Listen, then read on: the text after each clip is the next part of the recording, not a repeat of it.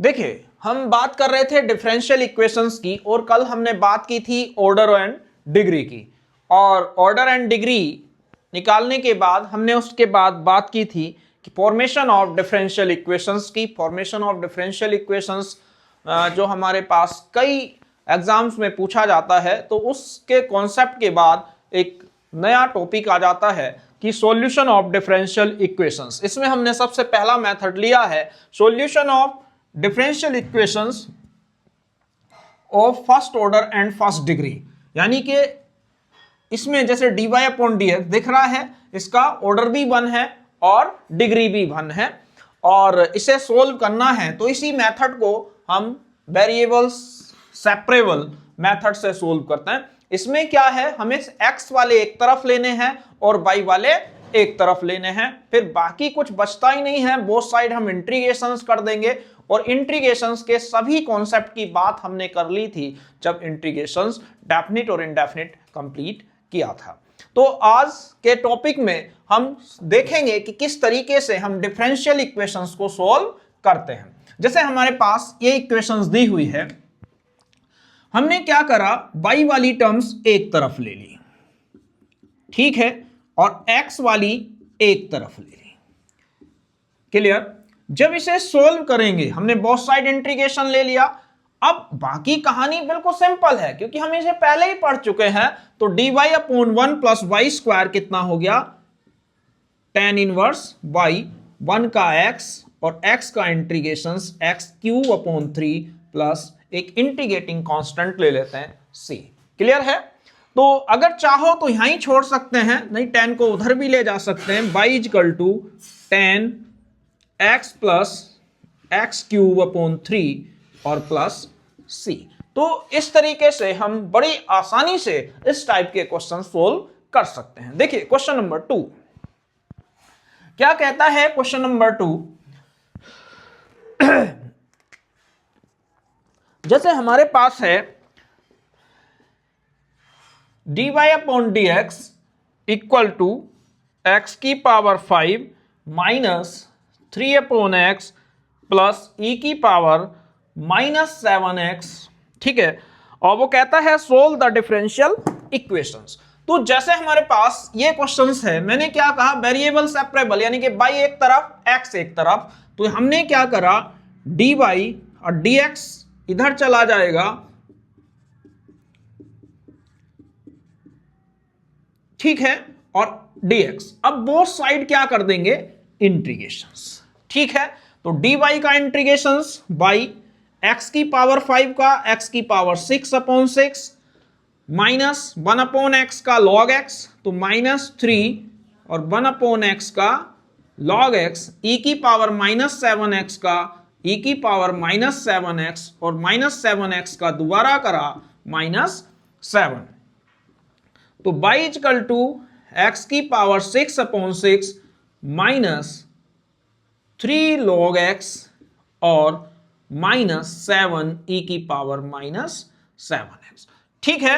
तो इस तरीके से हम इस टाइप के क्वेश्चंस सोल्व कर सकते हैं। देखिए क्वेश्चंस का लेवल थोड़ा बढ़ाते हैं। मान लो हमारे पास आ जाता है क्वेश्चन नंबर 3। क्या कहता है, मान लो हमारे पास क्वेश्चंस है dy upon dx equal to 1 minus cos x upon 1 plus cos x, ठीक है। तो जब ये क्वेश्चंस आ गया तो दिख रहा होगा कि हमारे पास अगर हम सेपरेबल वेरिएबल की बात करते हैं तो y एक तरफ लाएंगे यानी कि dy, और ये एक तरफ कर लेंगे 1 minus cos x upon 1 plus cos x dx, ठीक है। अब dy का इंटीग्रेशंस y, अब यहां पे आ जाता है, ये मैंने सब सोल्व करना सिखाया है किसमें, इंटीग्रेशंस में बताया है। तो 1 माइनस कॉस एक्स क्या होता है, 2 साइन स्क्वायर एक्स वाई, ठीक है। और ये बताया है 1 प्लस कॉस एक्स किसका फॉर्मूला होता है, 2 कॉस स्क्वायर एक्स वाई, 2 से 2 कैंसिल, तो ये हो गया sine upon cos tan square x y 2dx। यहां तक आ गया। अब हमें पता है कि tan स्क्वायर x का इंटीग्रेशन नहीं होता, तो उसके लिए हमें क्या करना होगा, इसे इस फॉर्म में लेकर के आना होगा कि उसका फॉर्मूला आ जाए। तो देखिए y इक्वल टू क्या हो जाएगा, tan स्क्वायर x का फॉर्मूला हमने पढ़ा है ट्रिग्नोमेट्री के अंदर, sec square x minus 1 dx। अब इंटीग्रेशन की फॉर्म में ले आए तो ये हो जाएगा sec स्क्वायर x बाई 2 का tan x by 2 upon 1 by 2 minus x plus c। 2 ऊपर चला जाएगा तो ये हो जाएगा 2 tan x by 2 minus x plus c। ये आ गया, ठीक है। अगर वैसे देख रहे हैं तो ये एनसीईआरटी में एक्सरसाइज 9.3 है, और बाकी इसे जो है जितनी भी हमारे बीटेक्स वगैरह हैं उसमें जो है भी इसका पूरा सिलेबस है। तो अगला क्वेश्चंस देखेंगे। जैसे हमारे पास एक एनसीईआरटी का और लेते हैं क्वेश्चंस। क्या कहता है, मान लो एक क्वेश्चन है फोर्थ, यानी कि y log y dx minus x d y equal to 0। अब कहता है कि इसकी वैल्यू फाइंड आउट करिए। तो देखिए कैसे करेंगे। अब मान लो हम इधर ले गए एक्स डी वाई, कोई प्रॉब्लम। अब क्या करना है, x वाले एक तरफ y वाले एक तरफ। जैसे दिख रहा है कि ये x है तो इसके साथ आना चाहिए, ये दोनों y हैं तो उसके साथ जाना चाहिए।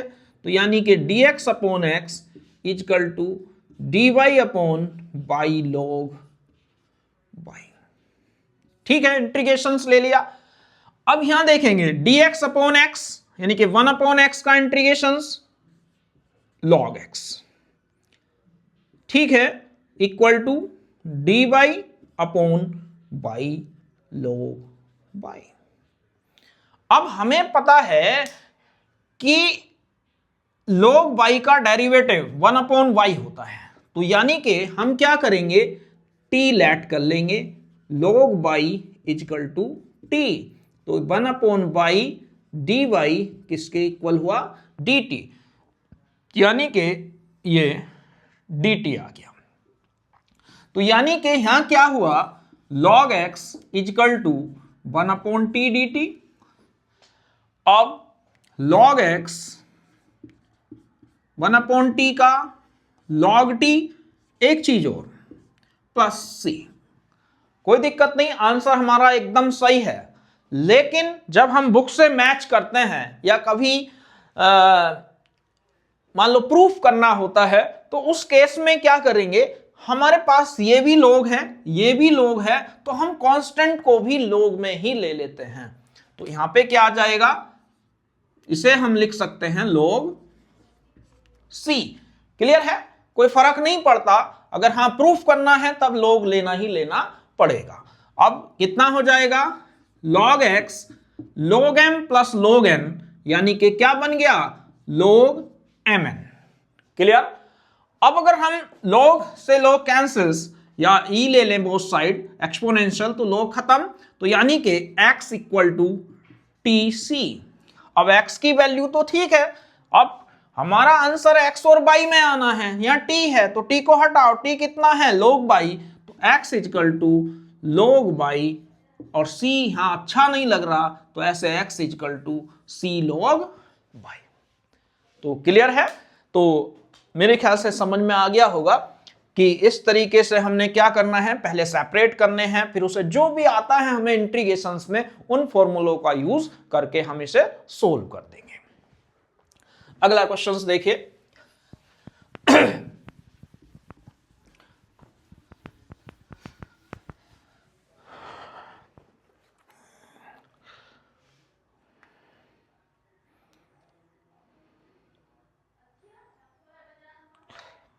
यहां पे अगला क्वेश्चन कहता है, ये देखिए एनसीईआरटी का 10th है, तो यहां पे हमने अभी 4th की बात की थी, चलिए 5th डाल देते हैं या 6th डाल देते हैं। e की power x 10 by dx plus 1 minus e की पावर एक्स और ये हो जाएगा कितना, सेक स्क्वायर बाई dy, ठीक है, और इक्वल टू 0। अब मान लो ऐसा क्वेश्चन आ गया तो हमें देखिए पहली चीज तो यहां पे इनका दिख रहा डिग्री भी 1 है, ऑर्डर भी 1 है, और ये दिख भी रहा है। पहली चीज, सबसे पहला काम हमारा डिफरेंशियल इक्वेशंस को सोल्व करने में यही होता है कि वेरिएबल सेपरेबल, यानी कि x वाले एक तरफ, y वाले एक तरफ। इसके बाद हम बात करते हैं दूसरे की, IF इंटीग्रेटिंग फैक्टर की, और तीसरे बात करते हैं हम होमोजीनियस की, ठीक है। तो ये इसके सॉल्यूशंस की बात कर दी। अभी जैसे हम देखेंगे तो इधर ले लेते हैं e की power x tan y dx equal to -1 minus e की पावर x, ठीक है। अगर हम e की पावर x वाले एक तरफ ले लें, dx equal to minus sec square y tan y dy। क्या करा हमने, x एक तरफ ले लिया और y एक तरफ। फिर सोचेंगे दो क्वेश्चंस बन गए, किसके, एक इंटीग्रेशंस में x के रेस्पेक्ट, एक इंटीग्रेशन में y के रेस्पेक्ट। अब हमें देखना है कि किस तरीके से हम इन क्वेश्चंस को सोल्व कर सकते हैं। तो इसके लिए हम क्या करेंगे, दिख रहा होगा, चलिए ऐसे कर लेते हैं।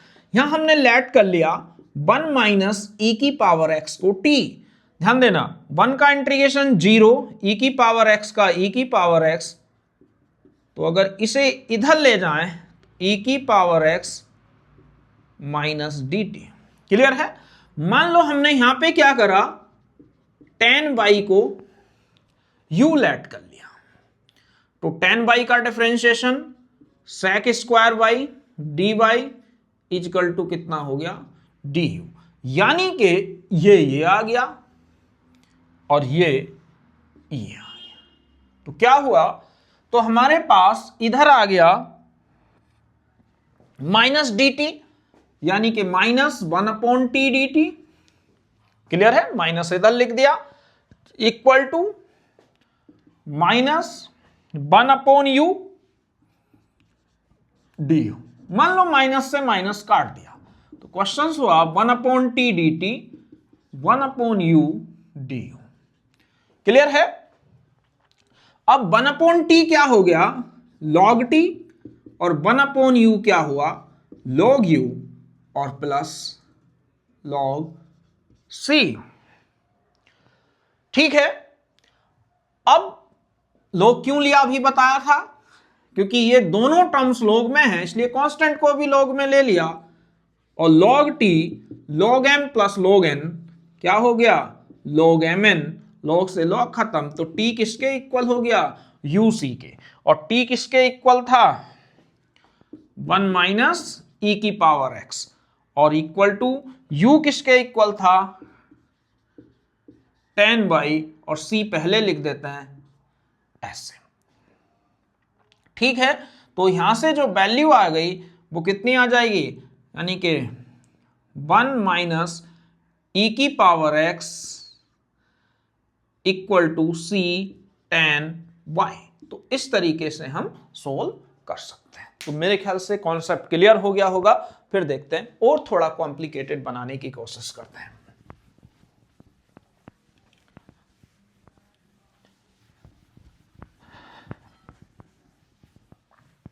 जैसे हमारे पास क्वेश्चंस आ जाता है,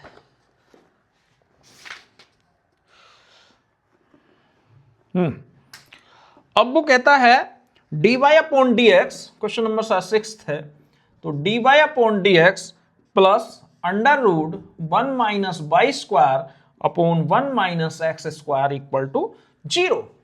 अब इसे सोल्व करना है, तो देखिए कैसे करेंगे। फिर वही हमने क्या करा, dy upon dx equal to minus under root 1 minus y square upon under root, ठीक है। अब फिर वही x वाले एक तरफ y वाले एक तरफ, यानी कि इसे इधर ले आते हैं और इसे इधर ले आते हैं, ठीक है, अब इसका हमें पता है 1/1 माइनस √1 माइनस एक्स स्क्वायर कितना होता है, साइन इनवर्स। तो ये हो गया साइन इनवर्स बाई, और ये हो गया माइनस साइन इनवर्स एक्स और प्लस, चलिए ऐसे ही छोड़ देते हैं, नहीं तो साइन में लेके इसमें फॉर्मूला भी लगा सकते हैं। साइन को इधर ले आइए, by plus sine inverse x equal to C. ठीक है, अब यहां से अगर चाहो तो आगे भी सोल्व कर सकते हैं, यहां छोड़ना यहां भी छोड़ सकते हैं। मान लो sine inverse x plus sine inverse y क्या होगा, sine inverse x plus sine inverse y का फॉर्मूला लगा करके और इसे सोल्व भी कर सकते हैं, और अगर नहीं करना चाहते तो इतने पे छोड़ सकते हैं। हाँ, अगर प्रूफ करना है तो हमें sine inverse x plus sine inverse y का फॉर्मूला लगाना पड़ेगा, और यहां भी साइन इनवर्स एक्स लेना पड़ेगा, या फिर इसे उधर ले जा करके हमें कांस्टेंट के रूप में लेना पड़ेगा।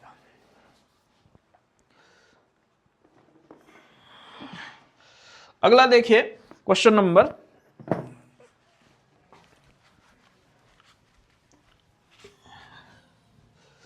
'क्या कहता है, क्वेश्चन है find the general solution of the equations. तो कैसे करेंगे, थोड़ा कॉम्प्लिकेटेड है। dy/dx,